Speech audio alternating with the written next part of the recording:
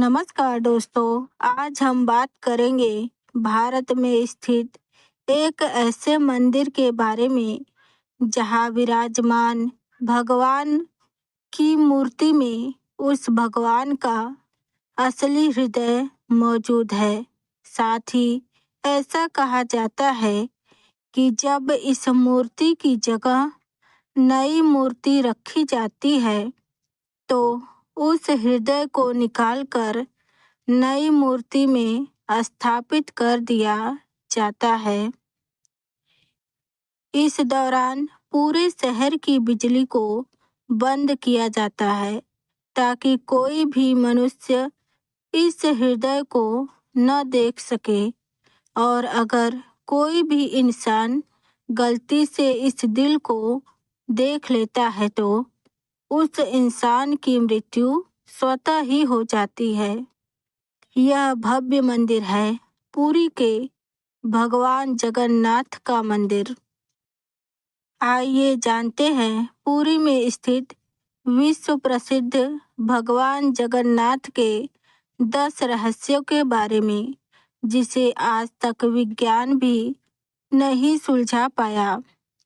आपने यह तो देखा होगा कि कोई भी झंडा हवा की दिशा में ही लहराता है, लेकिन आपको बता दूं कि भगवान जगन्नाथ के मंदिर के ऊपर स्थापित ध्वज सदैव हवा की विपरीत दिशा में लहराता है। अब यह किस कारण से होता है इसका पता आज तक नहीं चल पाया है। साथ ही इस झंडे को हर रोज बदलने का नियम है। ऐसी मान्यता है कि किसी कारणवश अगर मंदिर का झंडा नहीं बदला गया तो मंदिर अगले 18 साल के लिए बंद हो जाएगा। यह मंदिर 4 लाख वर्ग फुट क्षेत्र में फैला हुआ है और इस मंदिर की ऊंचाई लगभग 214 फीट है। मंदिर के नीचे खड़े होकर शीर्ष यानी गुंबद को देख पाना असंभव है। इस गुंबद की छाया में एक राज छिपा हुआ है। यह गुंबद इतना विशाल होने के बावजूद इस गुंबद की परछाई कभी भी सुबह, शाम, दोपहर जमीन पर नहीं पड़ती। मुख्य मंदिर के शीर्ष के ऊपर भगवान विष्णु का सुदर्शन चक्र स्थित है। ऐसा कहा जाता है कि आप पुरी में कहीं भी खड़े हो, आप इस चक्र को देख पाएंगे। इस चक्र की बनावट इतनी अद्भुत है कि आप किसी भी दिशा से देखें, आपको ऐसा प्रतीत होगा कि यह चक्र बिल्कुल आपके सामने ही है। इसे नियर चक्र भी कहा जाता है।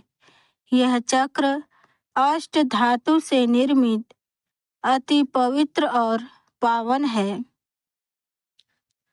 समुद्रपुरी का रहस्य सामान्यतः किसी भी समुद्र के किनारे हवा समुद्र से जमीन की ओर जाती है और शाम के समय इसका विपरीत होता है, लेकिन पुरी में इसका उल्टा ही होता है।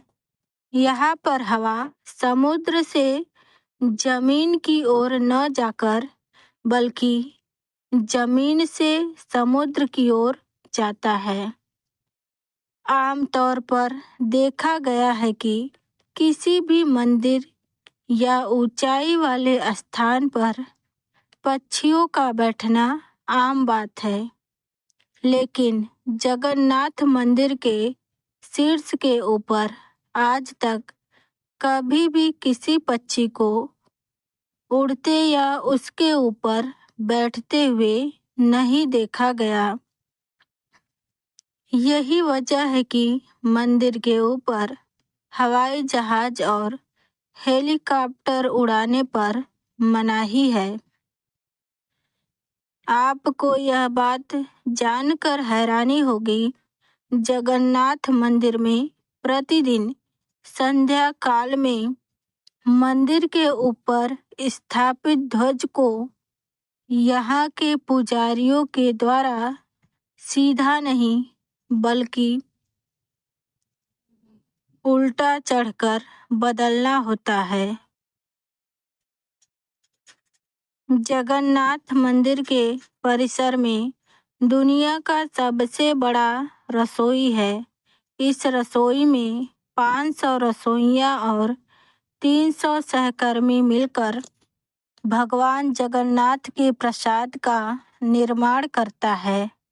इस रसोई से जुड़ा एक रहस्य यह भी है, यहाँ चाहे लाखों भक्त क्यों न आ जाए, कभी भी प्रसाद कम नहीं पड़ता। लेकिन संध्या होने पर जैसे ही मंदिर का गेट बंद होने का वक्त होता है, वैसे ही प्रसाद स्वयं अपने आप ही खत्म हो जाता है। यानी कि आज तक यह प्रसाद कभी भी व्यर्थ नहीं हुआ है। इसके अलावा मंदिर में जो प्रसाद का निर्माण होता है, उसे चूल्हे और लकड़ियों पर बनाया जाता है। इस प्रसाद को बनाने में मिट्टी के बर्तन का उपयोग किया जाता है। यह प्रसाद 7 मिट्टी के बर्तन में बनाया जाता है। 7 बर्तनों को एक के ऊपर एक रखा जाता है और सबसे बड़ा रहस्य यह है कि जो बर्तन सबसे ऊपर यानी 7वें नंबर के बर्तन में सबसे पहले भोजन पककर तैयार होता है और पहले वाले नंबर का भोजन सबसे बाद में पकता है, जो कि सबसे बड़ा रहस्य है। इसे आज तक कोई भी सुलझा नहीं पाया है। भगवान जगन्नाथ का मंदिर 4 धामों में से एक धाम है। मंदिर में प्रवेश करते समय एक सिंह द्वार है। कहा जाता है कि सिंह द्वार के अंदर जब तक आपका कदम नहीं जाता, तब तक आपके कान में समुद्र की ध्वनि सुनाई देती है। लेकिन जैसे ही आप सिंह द्वार के अंदर कदम रखते हैं, यह लहर की ध्वनि सुनाई देना बंद हो जाती है। जगन्नाथपुरी में मुख्य रूप से 3 मूर्ति विराजमान है। भगवान श्री कृष्ण, बड़े भाई बालभद्र और छोटे बहन सुभद्रा जी की है। जगन्नाथपुरी की तीनों मूर्तियों को हर 12 साल में बदला जाता है। पुरानी मूर्ति की जगह नई मूर्ति स्थापित किया जाता है। मूर्ति बदलने की प्रक्रिया भी अत्यंत रोचक है। जिस वक्त मूर्ति बदली जाती है, उस वक्त पूरे शहर की बिजली को काट दिया जाता है। मंदिर के आसपास पूरी तरह से अंधेरा कर दिया जाता है। मंदिर के बाहर सीआरपीएफ की सुरक्षा तैनात की जाती है। उस व्यक्ति को मंदिर में जाना होता है जो कि मूर्ति को बदलता है। इसके अलावा कोई भी अन्य व्यक्ति मंदिर के अंदर प्रवेश नहीं कर सकता। मूर्ति बदलने का कार्य मंदिर के पुजारी का होता है। ऐसी मान्यता है कि जब भगवान कृष्ण ने अपनी देह का त्याग किया और उनका अंतिम संस्कार किया, गया तो उनके शरीर के एक हिस्से को छोड़कर पूरा शरीर पंच तत्वों में विलीन हो गया।